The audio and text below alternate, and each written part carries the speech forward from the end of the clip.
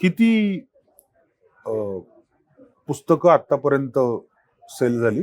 Sir आमचं addition मला वाटतं आज संपून जाईल. फर्स्ट आवृत्ती संपेल आज आपण. Fantastic fantastic. म्हणजे मला वाटतं एक महिनाही नाही झाला. तुम्ही स्वतःच बघताय सर की खूप छान रिस्पॉन्स आहे. माझ्याकडची कॉपी होती ती पहिल्या 100 मधली कॉपी होती, if I am not wrong. आणि खूप छान झालेलं आहे. मी डिटेल मध्ये त्याच्यावरती पोस्ट केलेली आहे जी तुम्ही शेअर केलीत आणि त्याच्यावरती लोकांनी खूप छान प्रतिक्रिया केल्या. ऍक्च्युली जेव्हा मी काही माझ्या ऑथर फ्रेंडशी बोलले की मी अशा विषयावर लिहितेय, प्रत्येकाचं हेच म्हणणं होतं की तुझं ब्युटी ऑफ लाईफ पुस्तक खूप छान चाललंय. एक समाजाने नाकारलेला विषय तू का घेतेस, तू ट्रोल होशील. ऍक्च्युली मला खूप कधी कधी आश्चर्य वाटतं. झाला ट्रोल?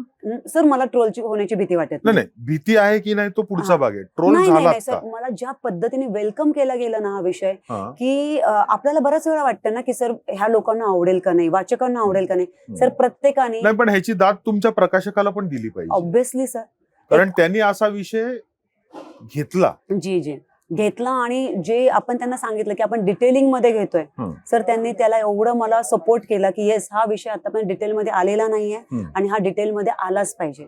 आणि कव्हर पेज साठी, ब्लॉग साठी तर त्यांनी एवढा मला सपोर्ट केला ना सर, हे काय पाहिजे, कसं पाहिजे आणि ते कसं पोचलं पाहिजे. ऑफकोर्स सर, म्हणजे प्रकाशाशिवाय आपण करूच शकत नाही. म्हणजे इरा शिवाय मला हे शक्यच नव्हतं. बर. इरा मधली जी लोक आहेत, हांजी, त्यांनी तुमचं पहिलं पुस्तक बघितलंय, जी त्यांनी दुसरं पुस्तक बघितलंय, ते कम्पेअर करतायत का? हा, काय होतं ना सर, ड्रास्टिक चेंज आहे. म्हणजे आपण एखाद्या वेळेस म्हणतो ना पहिलं कॅन्सरचं पुस्तक आहे तर त्यालाच रिलेटेड काहीतरी आपण दुसरं करू, पण तो कॅन्सरचा विषय आणि हे एकदम वेगळा विषय मी घेतला. तर सगळ्यांना पहिलं आश्चर्य वाटलं होतं, पण त्यांनी खूप अप्रिशिएट केलं. बर.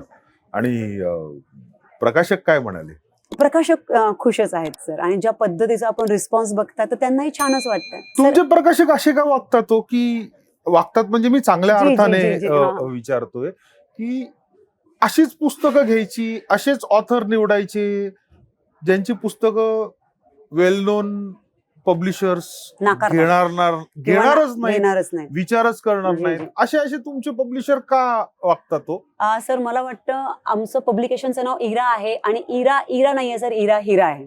अरे वा. सर शरद तांदळेजी स्वतः ऑथर आहेत आणि त्यांनी पाहिलंय सर की इथे नावावर किती प्रकाशझोत टाकला जातो. काही स्पेसिफिक नावं असतात लेखनामध्ये, त्याला थोडंसं प्राधान्य दिलं जातं. सरांना पण तो स्ट्रगल जाणवला होता आणि म्हणूनच आमच्या पब्लिकेशनची निर्मिती झाली. आणि त्याच्यानंतर त्यांना कळालं की ग्रामीण भागातले जे लेखक आहेत, इव्हन जे युथ आहेत, त्यांच्याकडे खूप छान छान विषय आहेत पण त्यांना प्रकाशक भेटत नाही. आणि तेव्हा मग त्यांनी नवीन जे ऑथर आहेत त्यांना चान्स द्यायला सुरुवात केली. आणि सर मला सांगायला आनंद होतो की आमच्याकडे 99% सर आम्ही सगळे युथ आहोत. 99 नाही, 100% सगळे तुम्ही.